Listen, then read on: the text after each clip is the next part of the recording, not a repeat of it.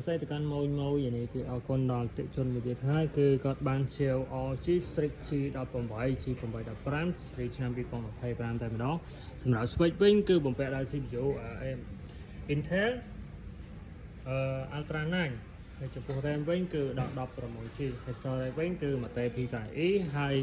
screen 18 inch 2.5K មាន refresh rate ដល់ 1240Hz ហើយ GPU វិញ RTX 57 8G មកផងដែរគឺស្អាតមែនទែនសម្រាប់ទម្ងន់វិញត្រឹមតែ3គីឡូ5តែប៉ុណ្ណោះអូខេសម្រាប់ laptop នេះអ្នកទាំងអស់គ្នាអាចយកទៅប្រើប្រាស់ការងារកាត់ត design game អីគឺមិនឆ្ងាញ់តែម្ដងឥឡូវខ្ញុំថតរូបវិញជូនអ្នកទាំងអស់គ្នាទាំងមុខទាំងក្រោយតែមែនទែន